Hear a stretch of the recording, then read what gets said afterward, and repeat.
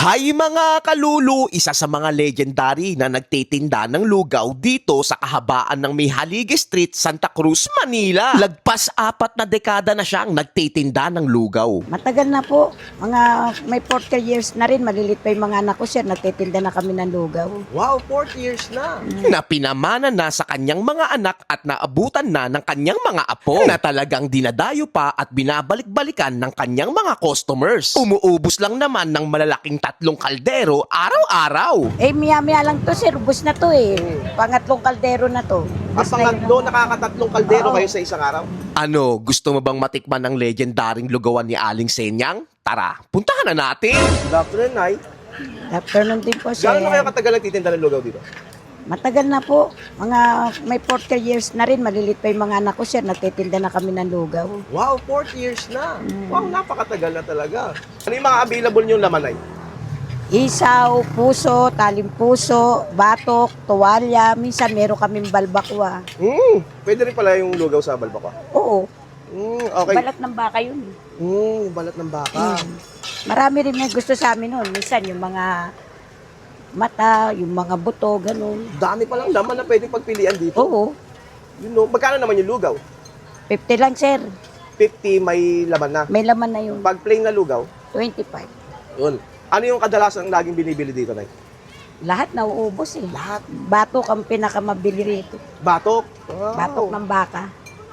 Meron din kayo Meron. mga lumpia, no, Nay? Meron. Lumpia, iklog, tokwa.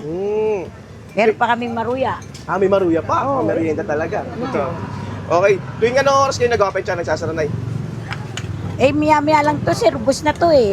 Pangatlong kaldero na to. Ang Ubus na yun. pangatlo, nakakatatlong kaldero Oo. kayo sa isang araw? Oo, dalawa na yan. Wala na itong pangalawa. Ito na lang, sir. Ubus na isa. Oo. Bali, ito na lang yung last Oo. na kaldero nyo. Last na yan. Nag-open kayo ano oras? Ayun ang kutsara, be, oh. 7:30. Umaga. Mm. Ano kadalasang oras kayo natatapos? Hindi pare-pareho. Minsan, alas 11 eh. Ubus na. Ubus na kami. Minsan pag mas maaga. Sige, Nay, bigyan mo ako taling puso na may lugaw. Anong talim puso, sir? Taba, laman. Yung laman, yung laman. Ayun, no? Taling puso. Tapos, iiwain ni nanay yan. Yan. Isa ito sa mga sikat at pinupuntahan ng mga taong lugawan dito sa Mihalige Street, Santa Cruz, Manila. Ganda ng bawang nyo, Nay. Puro, no? Oh, niluluto namin yan. Ayun, no? Kutsara din. Lugawan ni Aling Senyang. Yan. Tikman natin.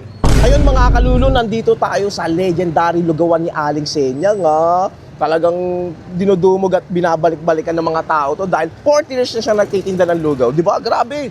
Napakatagal na. Minana na ng mga apo niya. Ayun, no? Kita mo naman, no? Ayun, no? Paubos na partida. Sabi nila, pag umaga daw, talagang blockbuster ang pila dito. Tikman natin yung lugaw niya. Grabe. Kaya pala dinadayo yung lugawan ni Aling Senyang dito. Napakasarap. Ang sarap ng bawang nilagay niya. Promise. Isa to sa mga masarap na tikman kong lugaw. 10 out of 10.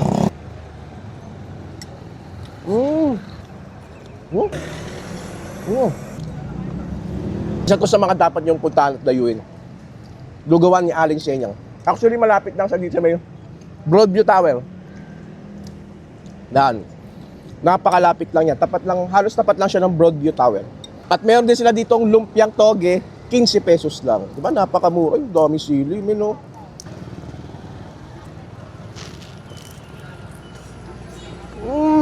Ang init, ang sarap. Grabe. Talagang mapapalunok ang sarap. Kung naghahanap kayo ng masarap na lugawan, dito kay Aling Senyang, 10 out of 10, sure na sure.